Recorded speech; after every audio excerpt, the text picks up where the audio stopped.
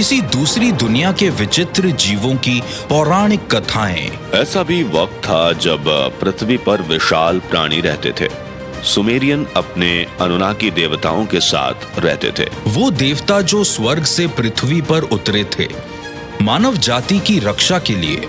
देखा जाए तो वो एलियंस थे, पृथ्वी पर रहते थे, यहाँ राज करते थे। मिट्टी की तख्तियां जो जाहिर करती हैं एलियंस के मंसूबे। संभावना है कि उन्होंने इंसानों को विकसित किया और उन्हें अपने गुलामों की तरह इस्तेमाल किया। क्या सुदूर अतीत में एलियन यात्रियों ने इंसान के लिए एक नया मार्ग प्रशस्त किया था?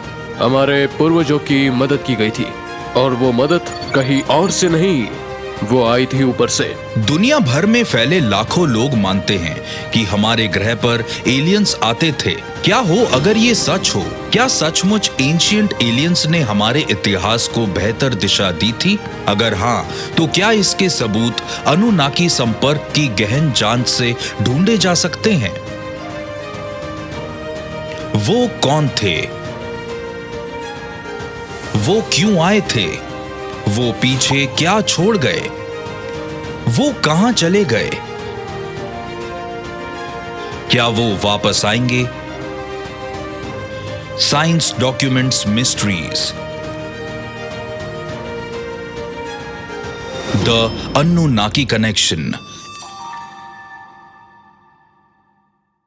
तो फ्रेंड्स, वीडियो स्टार्ट होने से पहले आप लाइक, शेयर और सब्सक्राइब करना ना भूलें। इराक 10 अप्रैल 2003। अमेरिका की सेना राजधानी बगदाद में प्रवेश कर चुकी थी और अभी ऑपरेशन इराकी फ्रीडम को शुरू हुए केवल 3 हफ्ते हुए थे।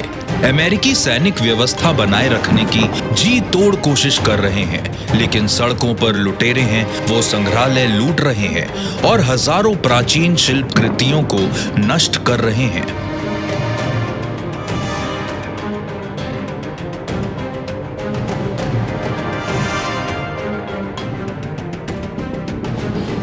लुटेरे जबरदस्ती राष्ट्रीय संग्रहालय में घुस गए और उन्होंने सभी तरह की शिल्पकृतियां लूट ली।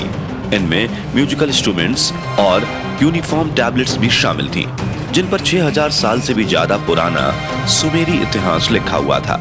उन पर देवताओं की वंशावली और उनका इतिहास लिखा हुआ था, साथ ही बाढ़ की कहानियां भी। अब इनमें से कई अभिलेख खो चुके हैं। न सिर्फ सड़क पर मौजूद लोग खिड़कियों को तोड़कर आर्टिफैक्ट्स को चुरा रहे थे, बल्कि वहां ईयरपीस वाले लोग भी थे जो सावधानी से डबल लॉक डोर्स को तोड़कर इंस्ट्रूमेंट्स, ज्वेलरी और हर तरह के हजारों साल पुराने आर्टिफैक्ट्स को चुरा रहे थे। ये चीज इंसानी सभ्यता की शुरुआती बिंदु से जुड़ी हुई थी। लेकिन उग्रवादी आखिर प्राचीन इतिहास से जुड़ी इन बेशकीमती चीजों को क्यों नष्ट कर रहे थे? क्या ये सिर्फ जंग का अंजाम था या इस वर्जित ऐतिहासिक ज्ञान को नष्ट करने की सोची समझी साजिश?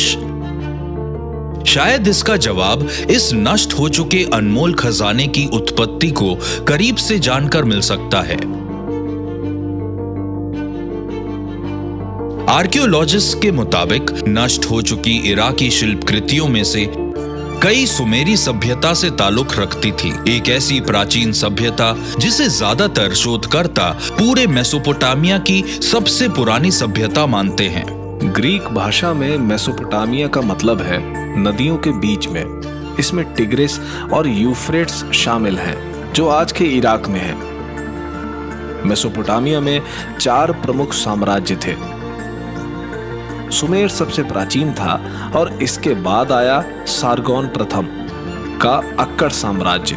इसके बाद बेबीलोनिया और एसिरिया आते हैं। भले ही भाषा में बदलाव आए हों और लोग भी कुछ हद तक बदल गए हों, लेकिन जो संस्कृति सुमेरियंस ने स्थापित की थी वो मेसोपोटामिया के पूरे जीवन काल में अस्तित्व बचाए रखने में सफल रही। प्राचीन सुमेरिया जो दक्षिणी मेसोपोटामिया में रहते थे, जिन्हें सबसे प्राचीन सभ्यता ही नहीं सबसे पहली सभ्यता मानते हैं, इसके निशान करीब 3 से 4000 वर्ष ईसा पूर्व से जुड़े हैं और सबूत के तौर पर हमें मिट्टी और पत्थर की टैबलेट्स पर बने ये अभिलेख मिले हैं। सुमेरियंस ही वो लोग थे जिन्होंने क्यूनिफॉर्म राइटिंग सिस्टम का आविष्कार किया था। क्यूनिफॉर्म का मतलब है पत्ती जैसा। ये राइटिंग की ऐसी प्रणाली है जिसमें लेखक पौधे से बनी कलम से गीली क्ले टैबलेट्स पर निशान बनाता है, फिर इन्हें गर्म कर सख्त बनाते हैं ताकि इन पर लिखे लेख संरक्षित हो जाएं।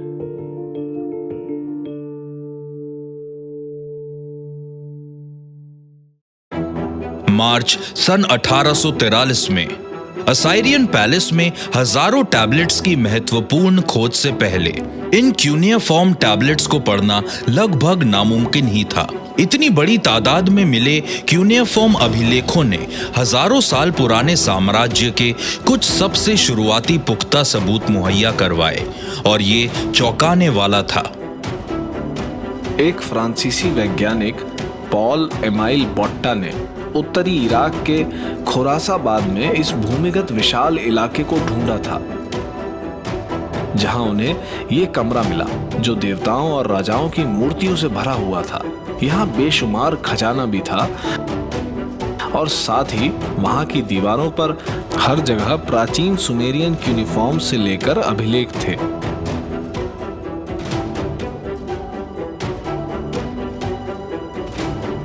दस साल के भीतर ही पुरातत्वविदों ने सुमेरिया की मशहूर राजधानी उर की खोज की थी। ये बाइबल के एक किरदार इब्राहिम का घर था। इस जगह पर वैज्ञानिकों ने उर के विख्यात जिगुराट को भी ढूंढ निकाला था। ये सीढ़ी नुमा पिरामिड के आकार का ढांचा शहर का प्रशासनिक केंद्र था। यहाँ क्यूनिफॉर्म टैबलेट्स और सोने से सजे गुंबद भी मिले। यहाँ उन्हें सुमेरियंस की वो मशहूर राजधानी मिली जहाँ सोने से ढके गुंबद थे और क्यूनिफॉर्म टैबलेट्स मिली, जिन्हें तब तक पूरी कहानी समझा गया जब तक ये खुद अपने होने की गवाही देने के लिए हमारे सामने नहीं आया। जब हम बारीकी से प्राचीन सुमेरी सभ्यता की ओर देखते हैं तो हम उन्हें आधुनिक सभ्यताओं की 100 से भी ज्यादा सफलताओं का श्रेय देने पर मजबूर हो जाते हैं, जैसे कृषि, विज्ञान, चिकित्सा, गणित, राजशाही, कानून, कचहरी, न्यायाधीश, विद्यालय। ये सभी चीजें सुमेरियन काल में भी दिखाई देती हैं।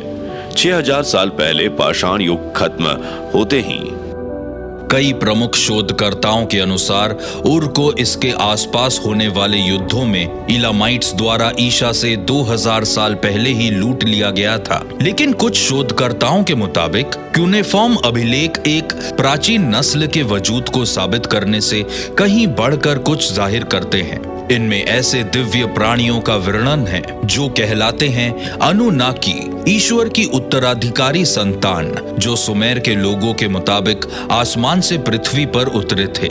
मेसोपोटामिया की धार्मिक प्रणाली पॉलीथीज्म थी, जिसका मतलब है वो सैकड़ों अलग अलग देवी देवताओं की आराधना करते थे। आमतौर पर उन्हें इंसानों जैसा दिखाया जाता था, यानी हम जैसी शख्सियत वाला, और इन देवताओं को राजनीतिक तौर पर बांटा गया था। ठीक वैसे ही राजनीतिक प्रणाली मेसोपोटामिया के सिस्टम में भी दिखाई देती है। इसका मतलब ये है कि वहां जन्नत के देवता सचमुच रहते थे।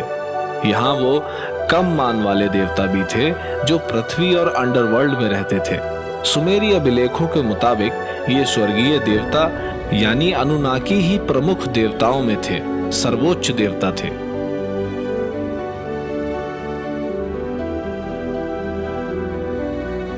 अनुनाकी प्राचीन गाथाओं और पवित्र मान्यताओं की सबसे रहस्यमय और शक्तिशाली प्राणियों में से एक हैं। सुमेरियंस उन्हें कहते थे ह्यूमनॉइड, लेकिन अब भौतिक प्राणी जिन्हें रूप बदलकर इंसानी वेश में आने की क्षमता थी। वो एक खास मकसद के साथ पृथ्वी पर आए थे, जो था हमें बुद्धिमत्ता का तोहफा देना और यहाँ के खनिजों की तलाश करना।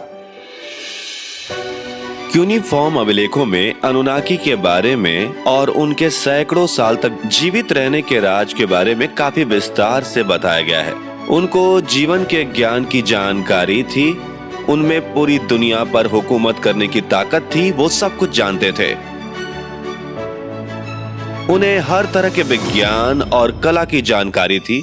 उन्हें ये ज्ञान कहां से मिला और वो कहां से आए थे, ये आर्कियोलॉजिस्ट के लिए एक बहुत बड़ा प्रश्न है। हम खुद से पूछते हैं कि क्या वो वाकई में एलियंस थे?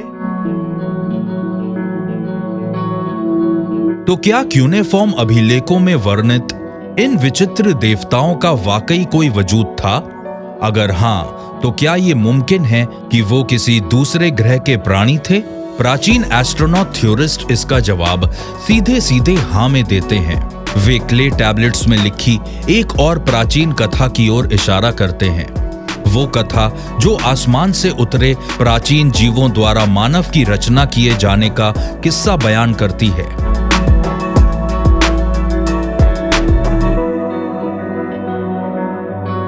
निनुवह, इराक, सन 1849। यहां पर प्राचीन क्यूनेफॉर्म अभिलेखों का बहुमूल्य खजाना खोजा गया, जिनमें पृथ्वी और इंसान की रचना तथा देवताओं का जीवन वृत्तांत था। सन 1849 में ऑस्टिन हेनरी लेयार्ड ने निनेवेह शहर की आर्कियोलॉजिकल खोज करने का निश्चय किया। ये वो शहर है जिसका जिक्र बाइबल में है। अपने इस अभियान में उन्होंने सेन्नाचेरिब का महल खोज निकाला, जो बाइबल की वजह से प्रसिद्ध है। इस खोज ने दुनिया का ध्यान अपनी ओर खींचा। इस घटना के ठीक 3 साल बाद उनके सहायक ने पहाड़ी की विपरीत दिशा में उसके ग्रैंडसन अशुरबानीपाल का महल खोज निकाला। अब इन दोनों की केसेस में वहां लेखागार मिले। एक साथ मिलाकर उन लेखागारों से करीब 20 से 30 हजार टैबलेट्स मिली थीं। इनमें से 7 टैबलेट्स पर इंसानों की रचना को बयान करता इनुमा एलिश नामक बेबीलोनियन मिथक लिखा है। इनुमा एलिश को संभावित रूप से ईसा पूर्व 11वीं शताब्दी में लिखा गया था, लेकिन जाहिर तौर पर यह कहानी इससे कहीं ज्यादा पुराने समय की है। इन टैबलेट्स पर मार्दुक नाम के एक देवता की कथा लिखी है, जिन्होंने देवता किन्गू के खून में मिट्टी मिलाकर पृथ्वी के पहले इंसानों की रचना की। जब अनुनाकी ने आदर्श इंसान को बनाया तो उसके लिए बाइबल में कहानी लिखी और नाम दिया गया एडम। मुझे बाइबल में जो दिलचस्प लगा वो ये है कि कई चीजों को और कई अहम जानकारियों को हटा दिया गया और कहानी को छोटा कर दिया गया, और सुमेरियन टैबलेट्स यानी मेसोपोटामियन टैबलेट्स में इस कहानी को विस्तार से समझाया गया है। कुछ प्रमुख विद्वानों के अनुसार इनुमा एलिश सृष्टि की रचना से जुड़े एक प्राचीन मिथक से ज्यादा और कुछ भी नहीं है, लेकिन प्राचीन एस्ट्रोनॉट थ्योरिस्ट के अनुसार ये पौराणिक कथा महज एक कल्पना नहीं बल्कि एक हकीकत है। अनुनाकी का मतलब है जन्नत से पृथ्वी पर आने वाले। इस तरह जो ज्ञान हमें निनेवा के बारे में पता चला वो उस सभ्यता के बारे में है जो अब से पहले पूरी तरह अंधेरे में थी। इनमें से कई टैबलेट्स जिन्हें निनेवेह में जमीन से निकाला गया वो देवताओं यानी अनुनाकी सोच की बारीकी से दिखाते हैं, और उनके बारे में लिखा है वो हमारे जैसे हाड़ मांस के प्राणी थे। अनुनाकी खुद भी भौतिक शरीर वाले प्राणी थे जो यहाँ विशाल स्पेसशिप्स में बैठकर आए थे, जिन्हें हमारे पूर्वजों ने किसी किस्म की दिव्य छाया मान लिया। हमारे पूर्वज खास तौर पर सुमेरियंस ने उनसे मदद ली, और वो मदद कहीं और से नहीं ऊपर से आई थी। कुछ प्राचीन एस्ट्रोनॉट थ्योरिस्ट के मुताबिक एनुमा एलिश ने साफ तौर पर काल्पनिक देवताओं का नहीं बल्कि किसी दूसरी दुनिया के जीवों का वर्णन किया है। वो एलियन यात्री जिनके पास जेनेटिक्स का बेहद परिष्कृत ज्ञान था। अनुनाकी पता लगाने लगे कि उन्हें दब्बू किस्म के इंसान कैसे मिल सकते हैं, इसलिए उन्होंने एक मादा होमिनिड के जीन्स लिए और कई कोशिशों के बाद उन्हें पता चला कि वो उन जीन्स को आपस में मिलाकर एक संपूर्ण प्राणी को जन्म दे सकते हैं। इस तरह से देखा जाए तो वाकई ये टैबलेट्स किसी जेनेटिक इंजीनियरिंग और इंसानी प्रजाति के भीतर ही डीएनए में बदलाव की बात कर रहे हैं। साफ है कि ऐसा कुछ तो हुआ था जिसकी वजह से विकास की दौड़ में हम जैसे पिछड़े हुए जीव एकाएक सबसे बुद्धिमान प्राणियों में शुमार हो गए। तो सवाल उठता है कि ये आखिर कैसे हुआ। और हमारे पूर्वजों की प्राचीन एलियन थियरी के मुताबिक उनकी ये बुद्धिमत्ता डीएनए के साथ की गई उस छेड़छाड़ का नतीजा है जो हजारों साल पहले यहाँ आने वाले अंतरिक्ष यात्रियों ने की थी। क्या ये मुमकिन है कि अनुनाकी ने स्वयं अपने डीएनए का प्रयोग करके मानव जाति की रचना की थी? प्राचीन एस्ट्रोनॉट थ्योरिस्ट के मुताबिक इससे जुड़े बेहद चौंकाने वाले सबूत बेबीलोनियन मिथकों और जुडेओ क्रिश्चियन बाइबल के बीच अनेकों समानताओं में ढूंढे जा सकते हैं। और सबसे ज्यादा गौरतलब है वो अभिलेख जो एक अन्य प्राचीन यूनिफॉर्म टैबलेट के रूप में मिले थे, जो कहलाती है द सुमेरियन किंग लिस्ट। ये सुमेरियन किंग लिस्ट प्राचीन मेसोपोटामिया की एक टैबलेट पर मिली थी और जो ईसा से तकरीबन 2100 वर्ष पुरानी है।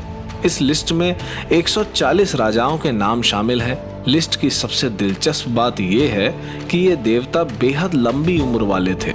उदाहरण के लिए एक राजा ने 36,000 साल तक राज किया था। हम हैरान रह जाते हैं कि लोग इतनी लंबी उम्र कैसे जीते थे, लेकिन बाइबल में भी ठीक इसी चीज का जिक्र है। मेथुसेला और नोहा ने भी 800-900 साल की उम्र जी थी। हमें तो ये सब हैरान कर देता है। नोआ और मैथुसेला की इतनी लंबी उम्र की वजह थी, और शायद वो खुद ही सितारों की दुनिया से आए थे, या शायद वो अनुनाकी की संतानें थी और अपने एलियन जीन्स ने उन्हें इतनी लंबी उम्र दी थी। इस तरह हम दो में से एक चीज मान सकते हैं, या तो हम मान लें कि ये कहानियां हैं, ऐसा कुछ हुआ ही नहीं था, या हम अपने पूर्वजों की कही बातों को सच मान लें। इस केस में हम ऐसी सच्चाई की संभावना से रूबरू होते हैं जिसमें दूसरी दुनिया के अनोखे जीवों जैसे किरदार शामिल हैं, जिनकी उम्र अपने असली ग्रह के मुताबिक भले ही सामान्य हो, लेकिन पृथ्वी के हिसाब से बेहद ज्यादा थी।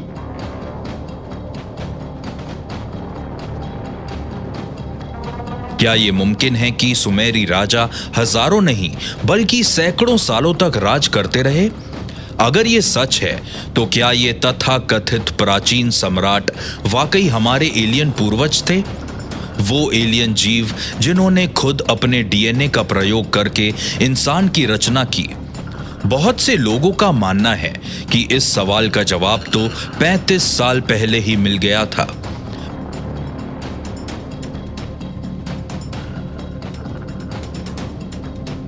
New York city 1976।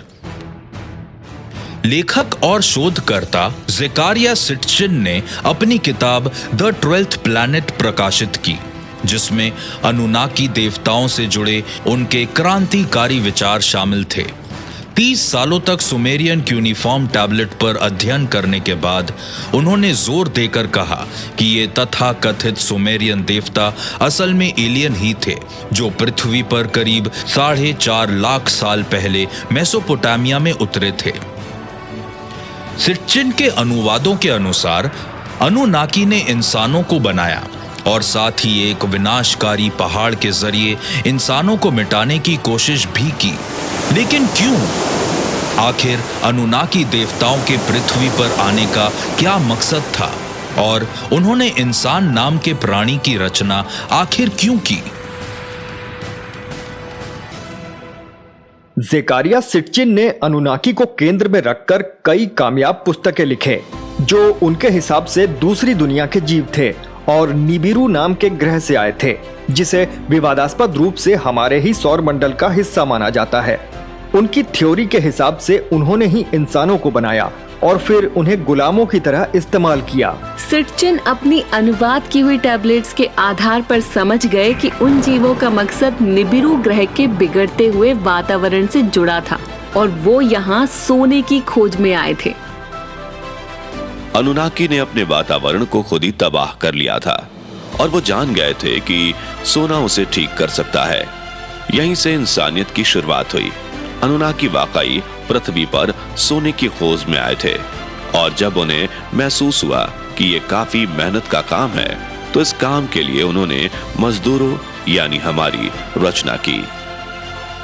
ज़ेकारिया सिटचिन की ये अवधारणा कि अनुनाकी पृथ्वी के गर्भ से सोना निकालने के लिए आए थे और इसी काम को अंजाम देने के लिए उन्होंने इंसानों को बनाया, ये अपने आप में सनसनीखेज भी है और विवादास्पद भी। जाहिर है कि कई प्रमुख विद्वानों ने इसे नकार दिया, लेकिन प्राचीन एस्ट्रोनॉट थ्योरिस्ट मानते हैं कि सिटचिन ने टैबलेट का जो अर्थ निकाला है वो ना सिर्फ पूरी तरह सही है, बल्कि इससे ये पुख्ता सबूत भी मिलता है कि अनुनाकी ने ही इंसानों को बनाया था। क्या हो अगर ये पूरी अनुनाकी स्टोरी इसी नॉन ह्यूमन इंटेलिजेंस की सच्ची कहानी निकले, जिसमें उन्होंने पूरे ग्रह पर जीन्स में फेरबदल किए हैं।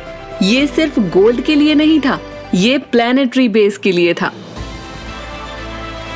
अनुनाकी की माने तो वो निबुरु से आए थे और वो मानते थे कि निबुरु एक सितारा है, एक गेट है, आने जाने का रास्ता है।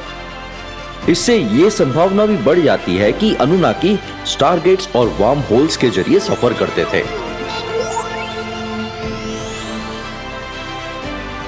निबिरू का ये वर्णन वाकई ये साबित करता है कि अनुनाकी किसी अलौकिक दुनिया के जीव थे। अगर हाँ, तो क्या ना सिर्फ मेसोपोटामिया बल्कि दुनिया भर में आसमान से आने वाले इसी तरह के दूसरे प्राणियों से जुड़ी घटनाएं इस बात का सबूत हैं कि सुदूर अतीत में हमारे ग्रह पर सितारों की दुनिया से किसी बेहद विकसित प्रजाति का आगमन हुआ था? शायद इसका जवाब एक प्राचीन सुमेरियन रानी के रहस्यमयी अवशेषों से मिल सकता है। सन 1927 दक्षिण पूर्वी इराक। प्राचीन मेसोपोटामियन शहर उर की खुदाई के दौरान ब्रिटिश पुरातत्वविद लियोनार्ड वूली को रानी पुआबी के अवशेष मिले।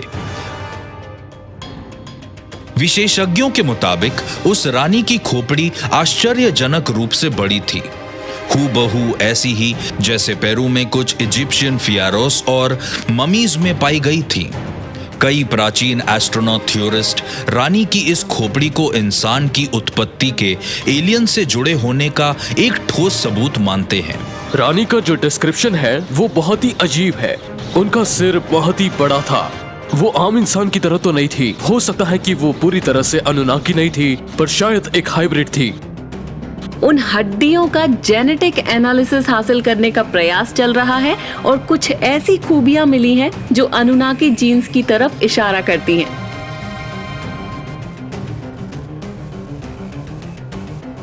अनुनाकी असल में ऐसे दिखते थे, वो सिर्फ लंबे होते थे कोन शेप में। तो ये बात अपने आप जहन में आती है कि वो भी ओरिजिनल अनुनाकी रही होंगी या फिर एक एलियन ह्यूमन हाइब्रिड रही होंगी। महारानी पुआबी के बारे में एक और खास बात यह है कि वो वंश की पहली रानी थी या कहिए प्रेस्टेस थी। तो वंश की पहली महारानी होने का मतलब वो अनुनाकी की हुकूमत से करीब रही होंगी और इसी वजह से वो एक खास ओहदे पर थी। शायद वो ही एक सबूत हो सकती हैं जो ये साबित करे कि प्राचीन अनुनाकी वाकई असल में मौजूद थे कि नहीं, और खास तौर पर ये कि अनुनाकी इंटरब्रीडिंग हुई थी। और अगर मेसोपोटामिया और दुनिया की दूसरी जगहों से मिली खोपड़ियां पृथ्वी पर अनुनाकी हुकूमत के सबूत हैं, तो क्या उनके आसमान से नीचे उतरने की कहानियां भी सच हैं? तो क्या ये बात उन तमाम सभ्यताओं की कहानियों पर भी लागू होती है जिनमें ऐसी ही जीवों के आसमान से उतरने की बात कही गई है? फरिश्ते,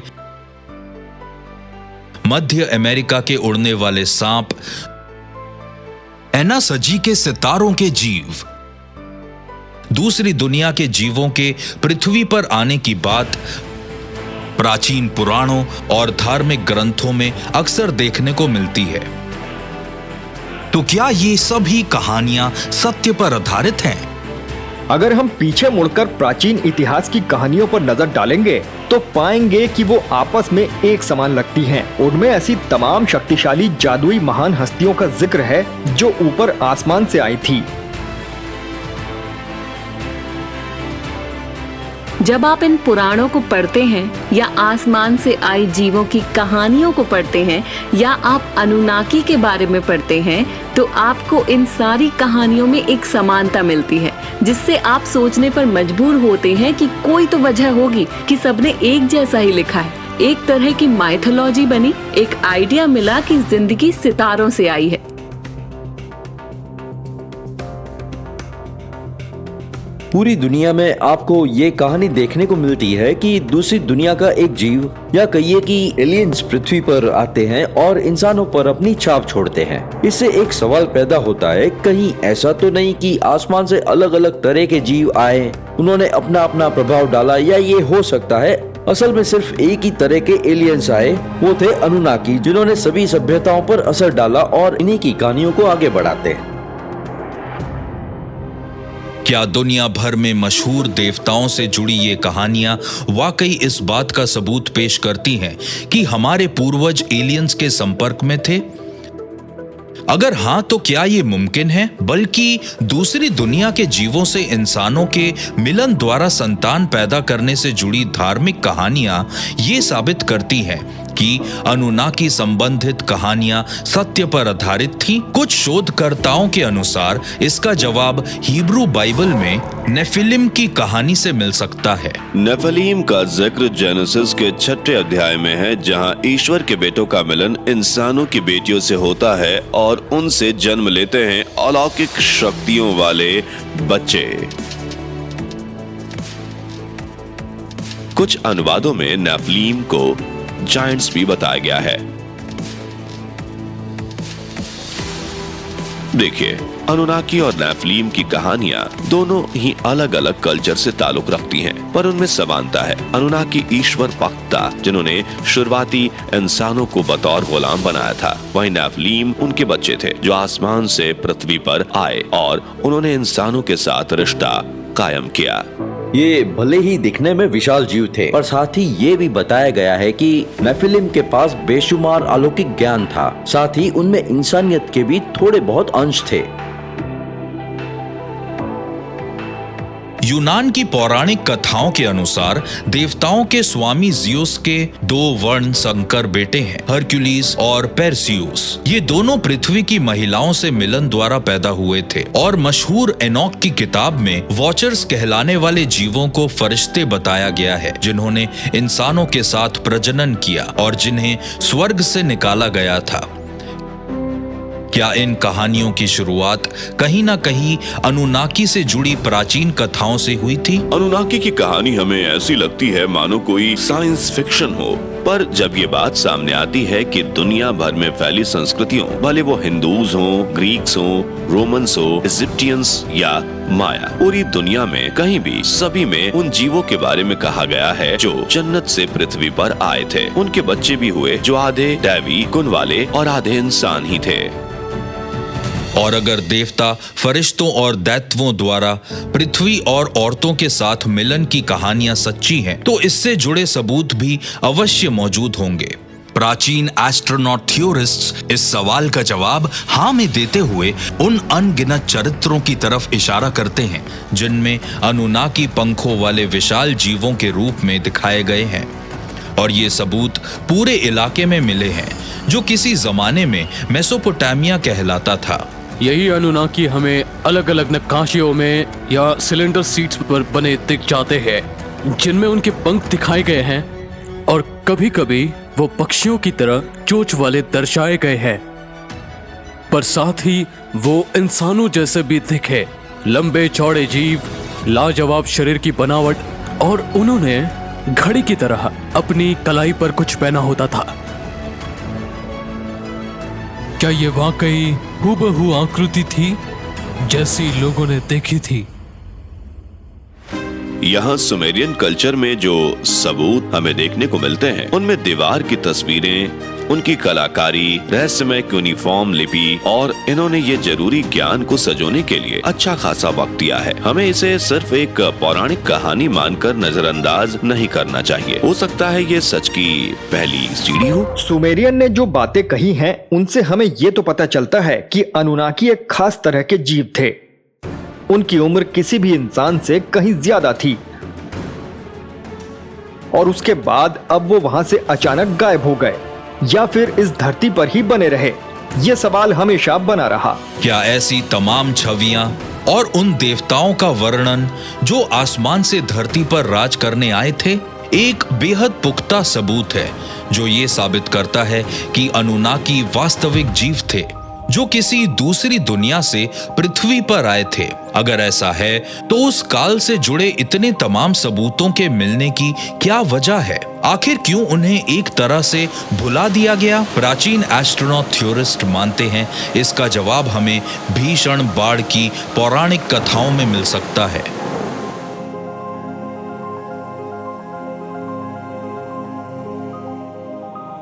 शुरूपक, दक्षिण मध्य इराक, 1931।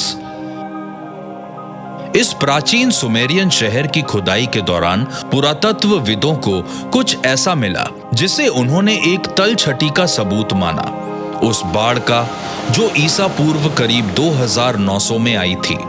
सुमेरियन राजाओं की सूची के अनुसार राजा ज़ियुसुद्रा वो आखिरी शासक थे जिनके शासन काल में पृथ्वी पर वो भीषण बाढ़ आई थी। शुरूपक शहर में खुदाई का काम 1931 में शुरू हुआ और इस खुदाई के बाद राजा ज़ियुसुद्र की कहानियों के तार एक के बाद एक जुड़ते चले गए और शुरूपक शहर में ही हमें तलछट के भंडार मिले, जिससे ये साफ जाहिर होता है कि यहाँ करीब ईसा पूर्व 2900 में बाढ़ आई थी। ये एक तार है जो दर्शाता है कि बाइबल में जिक्र की गई बाढ़ असल में आई थी और इस तरह हम इस बात को साबित भी कर सकते हैं। कई प्राचीन सभ्यताओं में बाढ़ की कहानी का जिक्र है जो चौंकाने वाली बात है। और जहां तक मेसोपोटामियंस बाढ़ की कहानी उतने आश्चर्य की बात नहीं, क्योंकि मेसोपोटामियन इतिहास में ऐसी कई कहानियां हैं जिसमें टिग्रीस और एफ्रेटिस नदी को रोकने की बात की गई है ताकि खेतों में उनका इस्तेमाल हो सके। उन्होंने बाकायदा नहरें बनवाई, वरना वहां बाढ़ से शहर तबाह होना आम बात थी। हो सकता है नूह आर्क की कहानी शायद असली यहूदी कहानी ना हो। सुमेरियन लेखों में हमें और पुरानी ज़ियुसुद्रा की कहानी का जिक्र मिलता है जो खुद भीषण बाढ़ से बचे थे और उन्होंने भी एक आर्क बनाया था जिससे उन्होंने अपने कुछ परिवार वालों को बचाया था। ये मात्र एक संयोग था या फिर वाकई बाइबल की ये कहानी असल में सुमेरियन पर ही आधारित थी? इस समानता के बाद कई इस नतीजे पर पहुंचे कि हो सकता है बाइबल की कहानी कहीं ना कहीं इस मेसोपोटामिया के हादसे पर आधारित थी।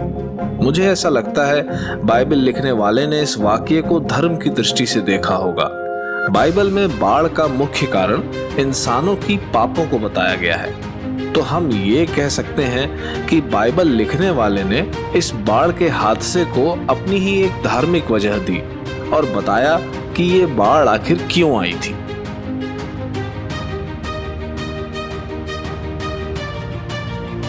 प्राचीन सुमेरियन गाथाओं के अनुसार वो भीषण बाढ़ प्राकृतिक आपदा नहीं थी, बल्कि वो देवता एनलिल का इंसानों पर बरसाया कहर था जो इंसानों के शोर से तंग आ चुके थे। अनुनाकी जो पृथ्वी पर आए थे, बेसिकली उनके दो लीडर्स थे। एनलिल जो निब्रू ग्रह के राजा अनु की जायज औलाद थे और उनका भाई या कहिए सौतेला भाई एनकी जो असल में एनलिल से बड़े थे। उन्हें पृथ्वी की देखरेख सौंपी गई थी। जनसंख्या हद से ज्यादा बढ़ने लगी थी। एनलिल से ये सहा नहीं गया और उन्होंने ये फैसला किया सभी इंसानों को मारने का। उन्होंने एक बाढ़ की रचना की जिसे हम नोज फ्लड कहते हैं।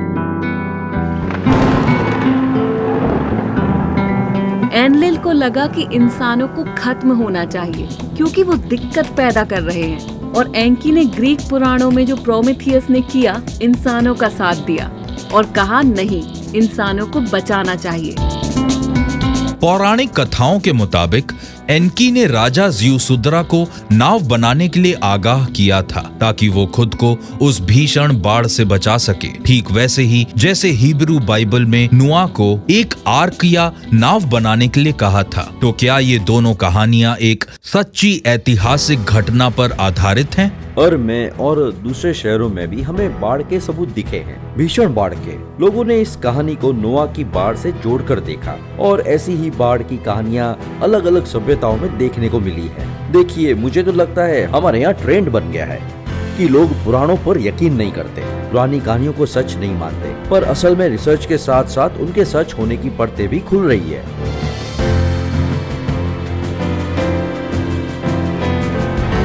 इन दो कहानियों में समानता को हम मात्र संयोग कहेंगे या फिर नोआ की कहानी सीधे तौर पर नाराज अनुनाकी देवता पर आधारित है, ऐसे देवता जो उन मिश्रित जीवों को खत्म करने पर उतारू थे जिनसे पृथ्वी भरी पड़ी थी।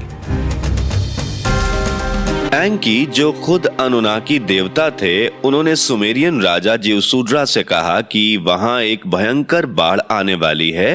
ये वही बाढ़ थी जिसका जिक्र बाइबल में है और उसे हालात से निपटने के लिए कुछ बनाना होगा जिसे आज हम नाव कहते हैं, ताकि उसकी जान बच सके।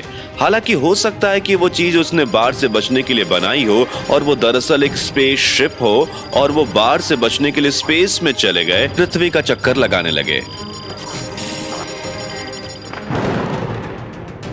एक चीज जो दुनिया भर की सभी प्राचीन सभ्यताओं में समान देखी गई, वो ये है कि उन सभी के पौराणिक ग्रंथों में एक भीषण बाढ़ का जिक्र है। पानी का कहर जो पूरे ग्रह पर टूट पड़ा और एक साथ इंसानों का नामो निशान मिटा दिया। ज्यादातर सभ्यताओं में ये काम ईश्वरों का बताया गया है या उन देवताओं का जो इंसानों से नाराज थे।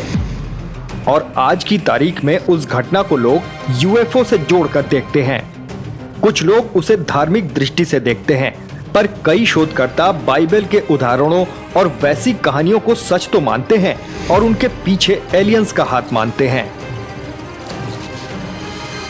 बाइबल में और खास तौर पर प्राचीन सुमेरियन लेखों में भी ये साफ कहा गया है कि जो बाढ़ आई थी वो ईश्वर के कहने पर आई थी। इसके पीछे और कोई नहीं बल्कि खुद देवता थे। तो इस प्राचीन घटना में हम साफ साफ देख सकते हैं, एक तरफ अनुनाकी है और दूसरी तरफ हमारे पूर्वज यानी इंसान है।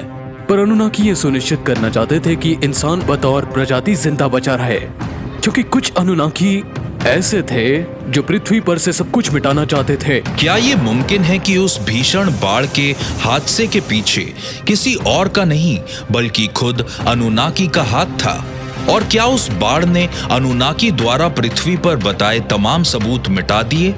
शायद इसका जवाब हमें पृथ्वी पर नहीं बल्कि दूसरे ग्रह पर मिल सकता है, यहां से करीब 5.5 करोड़ किलोमीटर दूर।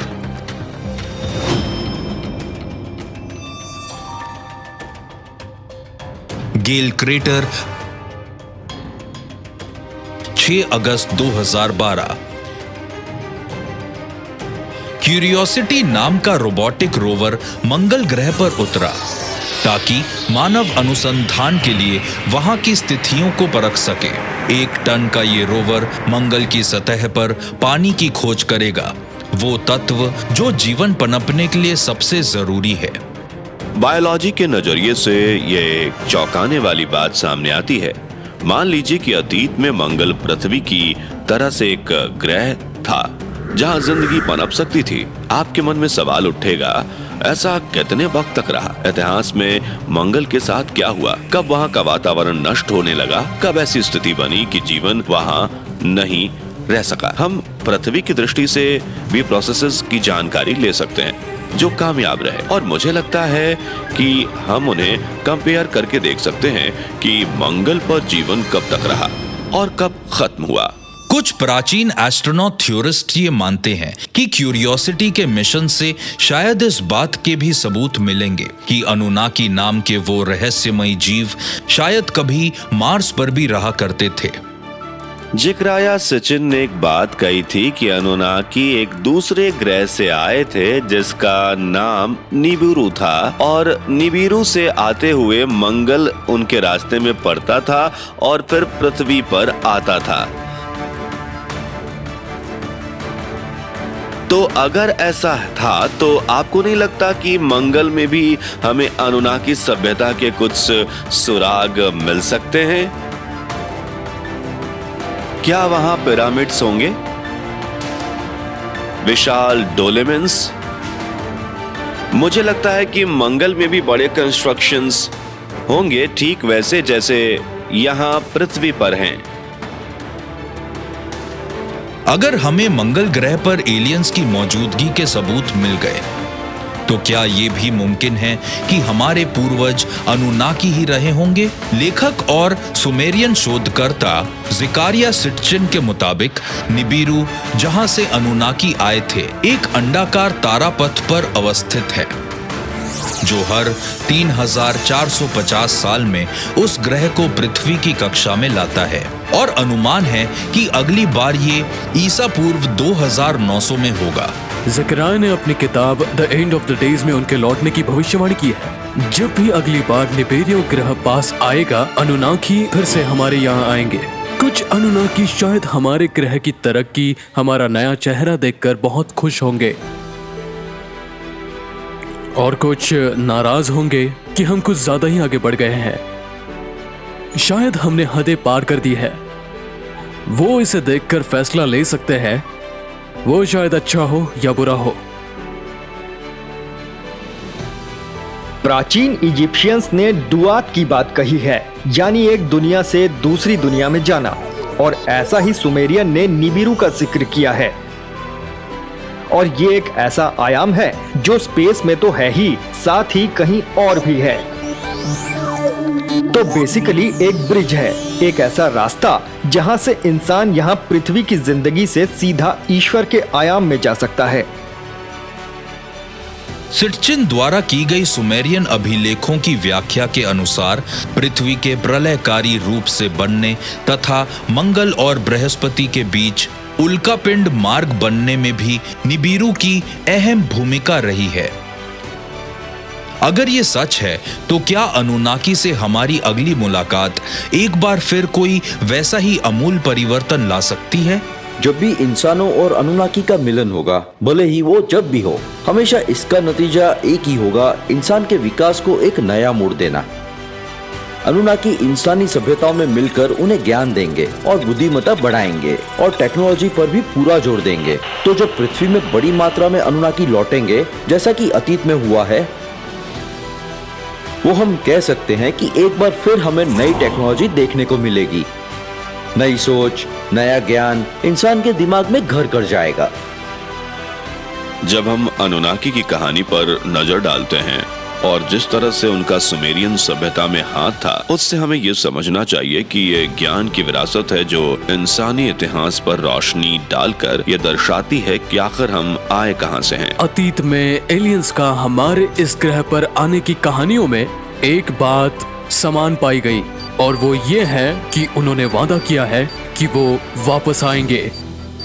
भविष्य में उन एलियंस के आगमन के लिए हम खुद को कैसे तैयार करें? जवाब आसान है।